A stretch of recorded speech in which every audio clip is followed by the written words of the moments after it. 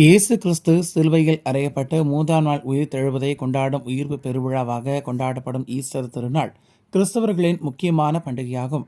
அதன்படி உலகம் முழுவதும் கிறிஸ்தவர்களால் இன்று கொண்டாடப்படும் ஈஸ்டர் திருநாளையொட்டி பிரதமர் மோடி உள்பட தமிழக அரசியல் கட்சித் தலைவர்கள், முதலமைச்சர் மு.க.ஸ்டாலின், தவேக தலைவர் விஜய், அதிமுக பொதுச் செயலாளர் எடப்பாடி பழனிசாமி உள்ளிட்ட பலரும் வாழ்த்துக்களை தெரிவித்துள்ளனர். பிரதமர் மோடி தெரிவித்துள்ள ஈஸ்டர் வாழ்த்தில், இந்த புனித நாள் நம்பிக்கையையும் புதுப்பித்தலையும் கொண்டாடுகிறது. இது அனைவரின் வாழ்விலும் அமைதியையும் மகிழ்ச்சியையும் ஒளியையும் கொண்டு வரட்டும். இயேசு கிறிஸ்துவின் போதனைகள் அனைவரையும் கருணையுடன் இருக்க தூண்டி சமூகத்தில் ஒற்றுமை உணர்வை வலுப்படுத்தட்டும் என கூறியுள்ளார்.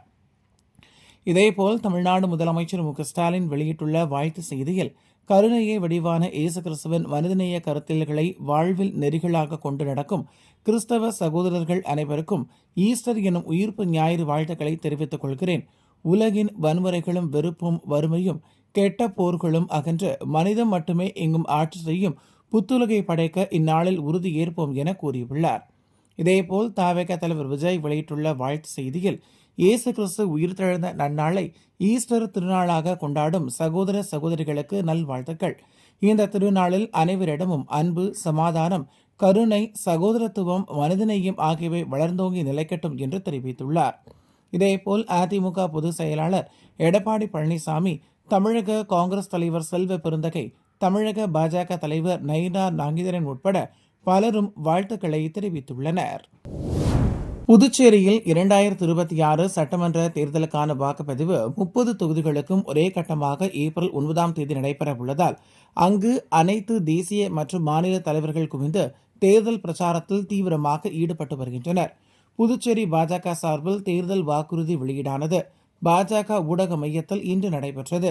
பாஜக தேர்தல் பொறுப்பாளர் மன்சுக் மாண்டவியா, உள்துறை அமைச்சர் நமச்சிவாயம், மாநில தலைவர் வி.பி. ராமலிங்கம் ஆகியோர் கலந்து கொண்டு தேர்தல் வாக்குறுதிகளை வெளியிட்டனர். இதில் ஒவ்வொரு குடும்ப அட்டைதாரர்களுக்கும் வருடத்தில் 2 எரிவாயு சிலிண்டர் வழங்கப்படும். ஒன்று பொங்கல் பண்டிகையின் போதும், இரண்டாவது விநாயகர் சதுர்த்தி பண்டிகையின் போது வழங்கப்படும். இளம் பெண்கள் மற்றும் மகளிர் மேம்பாட்டிற்காக பிங்க் ஆட்டோ திட்டத்தை தொடங்கி பெண்களுக்கு இலவச ஓட்டுநர் பயிற்சி மற்றும் ஆட்டோக்கள் வாங்குவதற்கு 50,000 ரூபாய் மானியம் வழங்கப்படும். 12ஆம் வகுப்பு பொதுத் தேர்வில் சிறப்பாக செயல்படும் மாணவிகளுக்கு ஸ்கூட்டர் வழங்க அன்பு தங்கை திட்டம் தொடங்கப்படும். புதுச்சேரி பல்கலைக்கழகங்களில் புதுச்சேரி மாணவர்களுக்கு 20 விழுக்காடு இடஒதுக்கீடு வழங்கப்படும் உள்ளிட்ட பல்வேறு வாக்குறுதிகள் தேர்தல் அறிவிப்பில் வெளியிடப்பட்டுள்ளன. புதுச்சேரி விவசாயிகளின் பொருளாதார எதிர்காலத்தை மேலும் வலுப்படுத்தும் வகையில் மத்திய அரசின் PM கிசான் திட்டத்தின் கீழ் வழங்கப்படும் நிதி உதவியுடன் யூனியன் பிரதேச அரசின் பங்காக கூடுதலாக 3,000 வழங்கப்படும். இதன் மூலம் ஒவ்வொரு விவசாயியும் நேரடியாக ஆண்டுக்கு 9,000 நிதி உதவியை பெறுவது உறுதி செய்யப்படும்.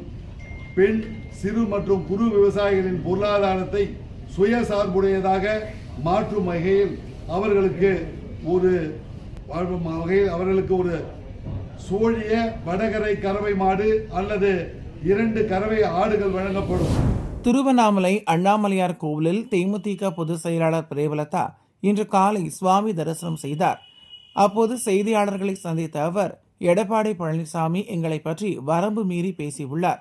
2024ஆம் ஆண்டு மக்களவைத் தேர்தலின் போது கூட்டணி ஒப்பந்தத்தில் தேமுதிகவுக்கு ஒரு ராஜ்யசபா சீட் ஒதுக்குவதாக கூறி எங்களை ஏமாற்றியவர் பழனிசாமி.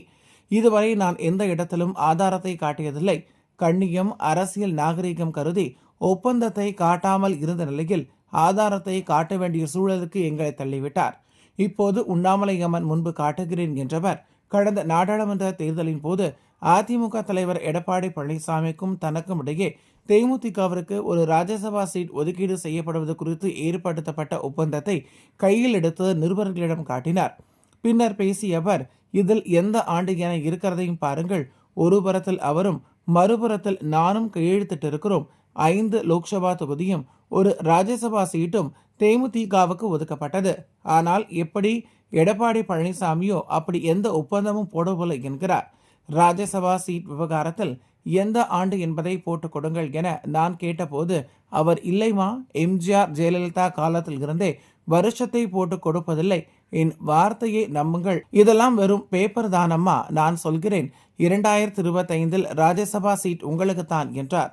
2025 மாநிலங்களவை தேர்தல் வந்தபோது நாங்கள் கேட்டதற்கு மறுத்துவிட்டார், அப்படி ஒரு ஒப்பந்தமே போடவில்லை என தெரிவித்து விட்டார் என பிரேமலதா கடுமையாக விமர்சித்தார். கடந்த சில மாதங்களுக்கு முன்பே தேமுதிகவுக்கு ராஜ்யசபா சீட் கொடுப்பதாக ஏமாற்றிய குற்றச்சாட்டு எழுந்துள்ளது என எடப்பாடி பழனிசாமியிடம் நிருபர்கள் கேட்டபோது, நான் எங்கேயாவது சொல்லி பார்த்திருக்கிறீர்களா என செய்தியாளர்களை அவர் மடக்கிய நிலையில், தற்போது பிரேமலதா விஜயகாந்த் அந்த ஆதாரத்தை வெளியிட்டிருப்பது அரசியல் களத்தில் பரபரப்பை ஏற்படுத்தியுள்ளது. அரசியலில் மரியாதை காரணமாக கண்ணியத்தை கடைபிடிச்சு அதை நான் இது வரைக்கும் காமிக்கல. ஆனா இன்னைக்கு அதை காட்ட வேண்டிய ஒரு நிலைக்கு என்னை அவர் தான் கொண்டு போறார். பாருங்க, நீங்களே இத விஷுவல் எடுத்துக்கங்க. அவர் விஷுவல் பாருங்க.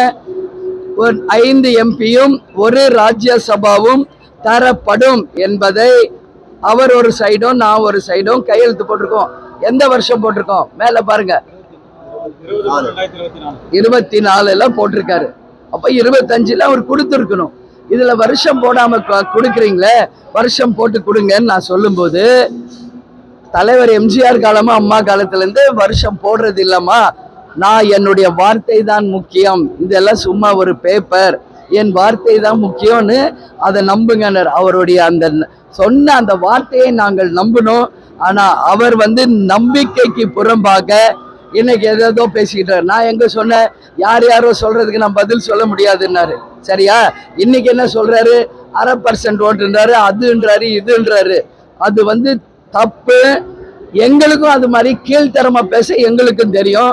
ஆனா நாங்க அண்ணா அவர்கள் சொன்னது போல கடமை, கண்ணியம், கட்டுப்பாடு, எங்க கேப்டன் எங்களுக்கு சொன்னது போல அந்த மரியாதையோட அரசியலை மரியாதையோட நாங்க நடத்தணும்னு நினைக்கிறோம். அதனால ஐசியூல இருந்த கட்சிங்கிறாரு. பக்கத்துல விஜயபாஸ்கர் அமைச்சரை வச்சுக்கிட்டு பேசுறாரு. அமைச்சருக்கு தெரியுங்கிறாரு. இவர் தான் சொல்றாரு, அமைச்சரை இருகின முகத்தோட தான் இருக்கார். இன்னைக்கு அதிமுக இருக்கிற அமைச்சர்களில் இருந்து கடைகோடி தொண்டை